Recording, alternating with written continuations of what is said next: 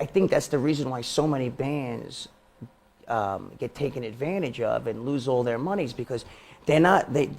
CC DeVille, once chosen to replace Slash in the mastermind behind the riffs that catapulted Poison to the top of the Billboard charts, was also the one who, during a chaotic night at the 1991 MTV Video Music Awards, brought everything crashing down. In just a few minutes, he played the wrong song, dropped his guitar jack during the live broadcast, got into a fist fight backstage, and was kicked out of the band that very night. But success rarely comes without its shadows. It drags along with it drugs, alcohol, ego, and long, dark nights filled with screaming, hallucinations, and isolation. From being a rising star, CC became an exile in the same world he once ruled. Still, that wasn't the end of his story. So who is CC DeVille? Is he a reckless artist lost in a haze of parties and addiction? A casualty of fame? Or just a Brooklyn kid with a guitar and a dream too big for the harsh glare of Hollywood? This is the journey of CC DeVille, a fall, then a rebirth. A winding path where bright stage lights were never enough to dim the darkness within. And in the final act, we find a man who lost it all but never stopped clawing his way back. Born Bruce Anthony Johannes on May 14, 1962, in Brooklyn, New York, CC came from a working-class Jewish family. His father held a service job, his mother worked retail. They weren't wealthy but tried their best to offer stability in a neighborhood where the sounds of honking cars, gasoline, and muffled late-night arguments were part of the daily rhythm. Bruce's childhood wasn't easy. He often called himself a weird, lonely kid, always lost in his own world. While others played ball outside, Bruce stayed in his room, glued to his radio and surrounded by vinyl records from Kiss, the Rolling Stones, Lou Reed, and David Bowie, the very icons who stirred his rebellious streak. Around age 6, his parents quietly separated. There were no loud fights or legal battles, just the silence that left a painful void. Bruce once said, "I learned to scream through the guitar because nobody at home ever really heard me." That first guitar, a holiday gift from his mother, became his closest companion, his escape from the loneliness. He began playing at age 5. Without lessons or formal training, he relied on pure drive. He practiced until his fingers bled, learned chords from record sleeves, and copied every move of the musicians he watched on TV. Music wasn't just a hobby, it became his faith. The stage became the only place where he felt truly seen. Bruce wasn't a great student, but he wasn't unintelligent. His brilliance was rebellious, more interested in deconstructing songs than solving math problems. After high school, he enrolled at NYU to study music. But the academic structure and competitive atmosphere couldn't hold someone so driven to defy convention. He dropped out after a year, disappointing his family, but to Bruce, it was the only way to stay authentic. Eventually, he left Brooklyn, and the name Bruce Johannes, behind. With just a few $100 and a battered guitar, he moved to Los Angeles, a city of bright lights and even darker temptations. In LA, Bruce transformed into CC DeVille. No longer a lost kid from Brooklyn, he was now a flame searching for a stage to ignite. When CC arrived in LA in the early 80s, all he had was a worn-out guitar, some rough demos, and an unshakable belief in his destiny. At the time, LA was rock and roll's promised land, and its most cutthroat battlefield. Every corner, every bar, every club was an audition space, with hundreds of guitarists battling for a single chance to shine. CC bounced from one band to another. He had no name recognition, no contract, no guarantees. He played with a group called Screaming Mimes, then moved to St. James, a modest glam rock outfit. No matter where he went, he brought the same wild energy and rebellious confidence. On Sunset Strip stages, audiences might forget the songs, but they never forgot DeVille's guitar, loud, cocky, and always on the edge. But beneath the chaos was a smart, intentional performer. CC knew he wasn't a technical wizard like Steve Vai or Yngwie Malmsteen. He didn't rely on speed or complexity. He relied on charisma. He made the guitar part of his body, an emotional weapon, a performance tool, a storyteller. In a scene full of skilled but forgettable musicians, CC made sure he was the one no one could ignore. In 1985, the band Poison was on the lookout for a new guitarist to replace Matt Smith. They held auditions in Los Angeles, and among the hopefuls was a name that would later become legendary, Slash, who would go on to join Guns N' Roses. However, Slash didn't make the cut. His grittier style didn't align with Poison's glam aesthetic, which was all about makeup, hairspray, and theatrical flair. Then, CC DeVille stepped in. He didn't just give a typical audition, he played an original riff that would eventually become the unforgettable intro to Talk Dirty to Me, a hit that would propel Poison into the spotlight. Bret Michaels later reflected, "The moment CC hit that riff, I knew we were hearing something different, raw, messy, but alive." From that moment, CC was in. From playing in small, dingy clubs to becoming a full-fledged member of a rising band, CC DeVille was thrust into the limelight. He didn't just bring his guitar, he brought a sense of chaos, contradictions, an extreme lifestyle, and the spark that would eventually ignite the fire consuming the band itself. When he joined Poison in 1985, he entered the heart of the golden era of glam metal, a time when everything was over the top, from the guitars to the hair, emotions, and rebellion. He wasn't just the lead guitarist, he was the catalyst that made Poison stand out among countless other hairspray bands.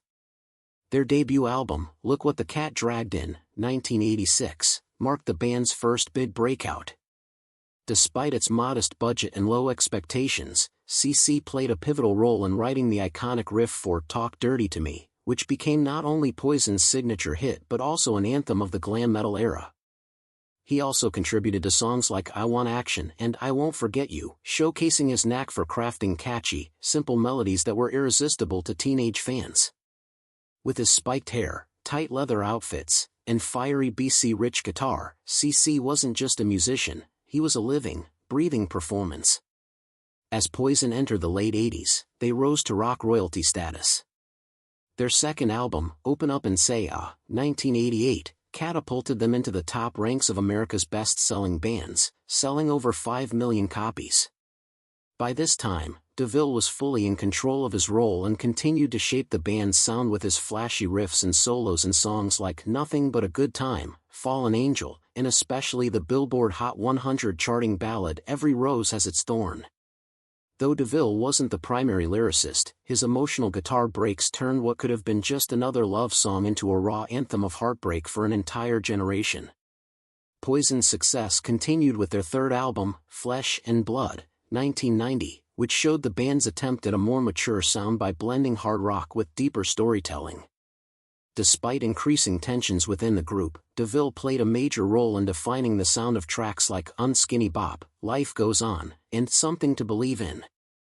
He didn't need elaborate solos, just a few well-placed notes with the right feel were enough to etch the songs into listeners' minds. Ironically, restraint came from the man known for excess. On stage, CC DeVille was the band's engine. He would leap on amplifiers, spin around, point his guitar like a gun at the crowd, play with his teeth, and break every performance rule in the book.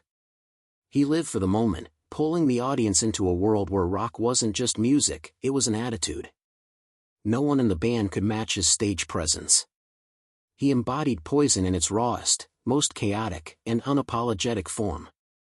However, behind the bright lights and makeup, the first signs of trouble began to show. DeVille was becoming more consumed by an uncontrollable lifestyle. Recording sessions were delayed as he would disappear into the bathroom for hours.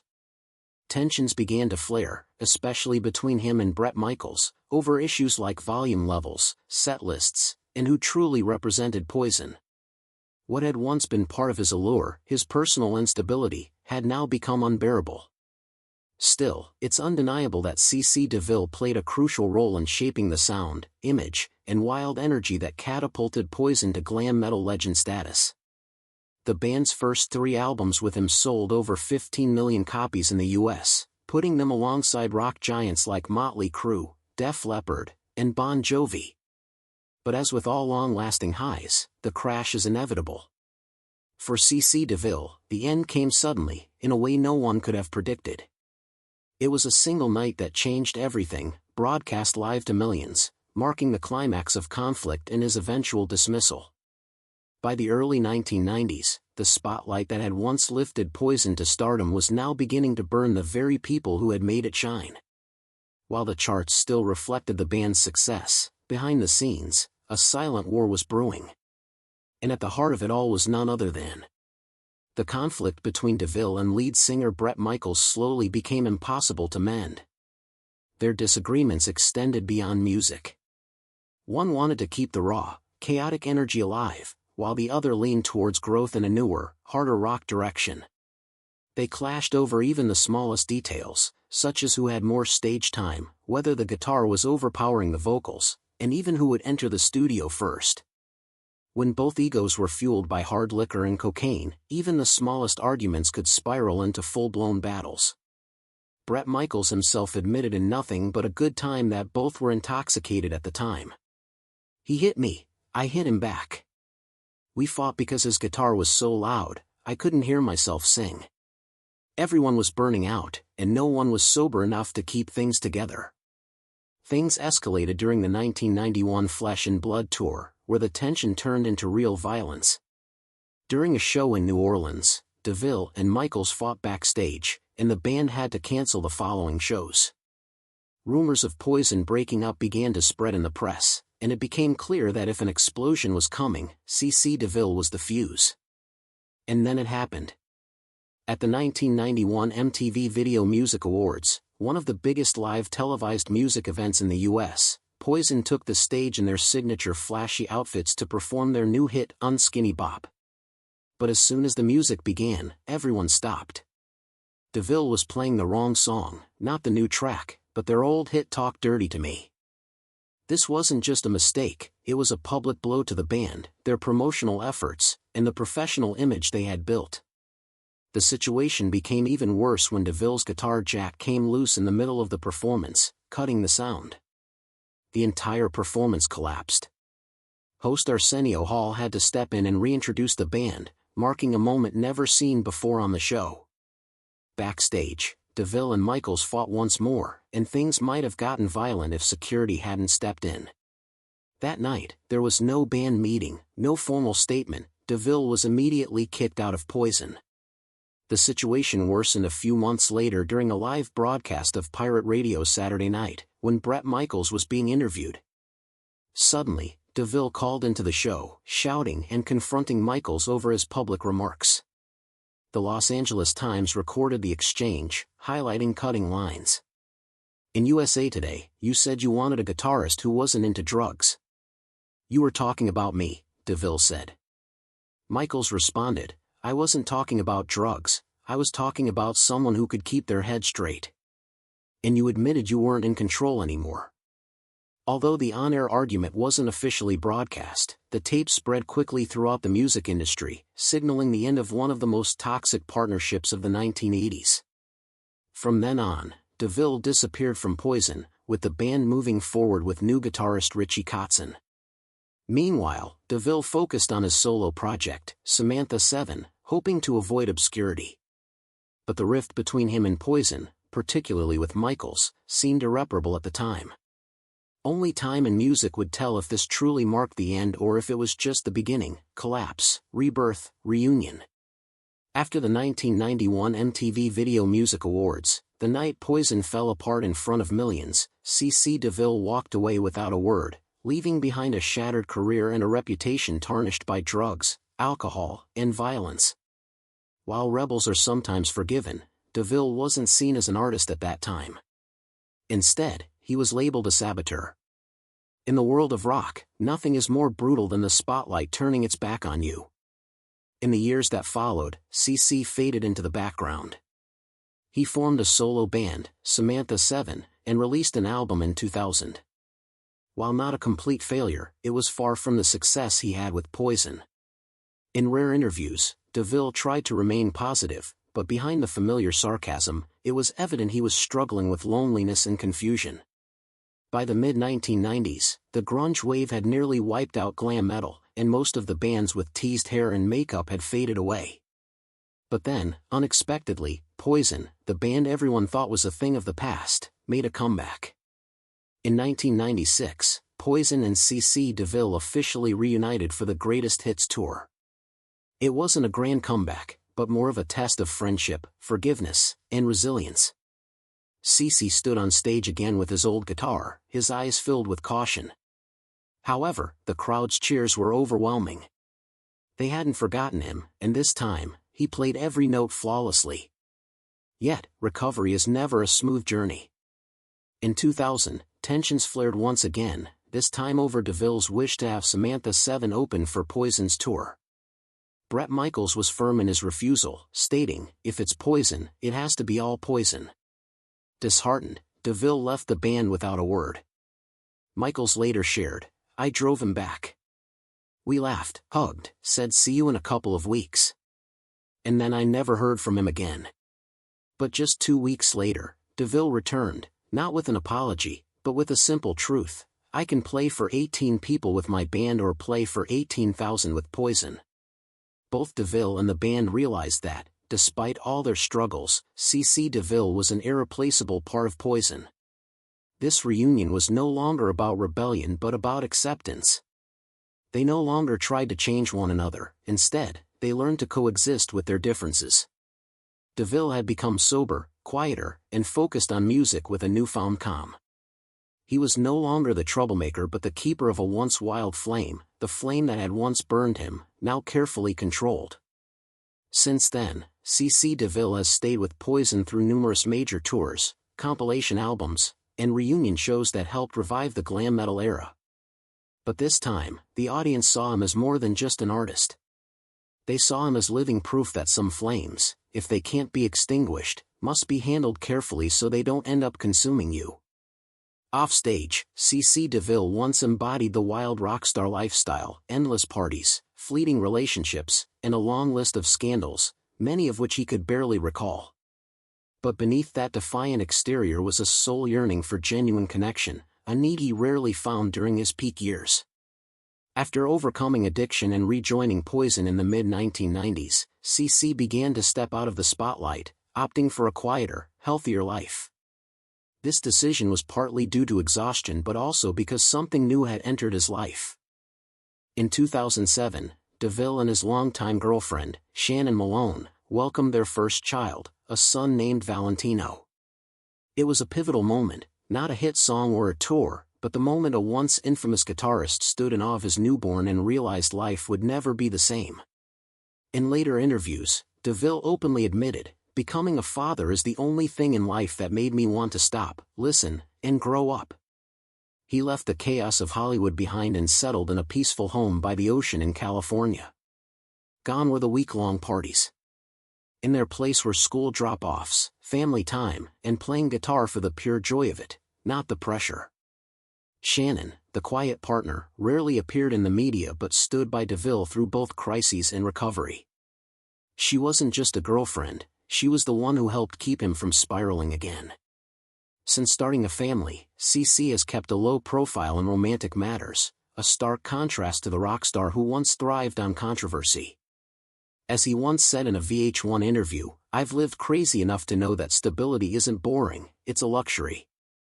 Though he never married Shannon legally, to DeVille, it felt like a complete home, a place where he could be a father, a partner, and a man who had walked through the flames and chosen to preserve what remained of himself. In a rock world marked by early deaths, broken relationships, and personal tragedies, CC DeVille's decision to slow down and live kindly might be his ultimate act of rebellion. But this time, it's a rebellion to hold on to who he truly is. Now in his 60s, CC DeVille no longer jumps across the stage in glittering leather outfits like in Poison's prime. But he hasn't faded into obscurity. On the contrary, DeVille now exists in a new light, quiet, mature, and deeper than ever. He lives in California with. And even today when a Poison riff echoes anywhere, people still think of him not as a perfect guitarist but as CC DeVille, the living symbol of a wild blazing era that never backed down. As CC DeVille quietly steps beyond the noisiest chapter of his life, he leaves behind more than just riffs that became symbols of a musical era. He leaves behind a vivid journey of falling, overcoming, and growing up. His life stands as a reminder, even when everything falls apart on the Biggest stage you can start over if you're brave enough to face yourself. He didn't need to be perfect. CC DeVille became a unique role model for those who dare to live authentically, dare to rebel, and dare to make things right. He is living proof of something that seems simple sometimes: survival itself is a great victory. CC DeVille will forever be an essential part of glam metal, a distinct face in the history of rock, and an inspiration to anyone who's ever thought they've gone too far to turn back. What do you think about CC DeVille's turbulent yet courageous journey? Which moment of his career left the strongest impression on you? Leave your thoughts in the comments below. Hit like and subscribe to join us in uncovering more untold stories of music legends. Thanks for watching. See you in the next video.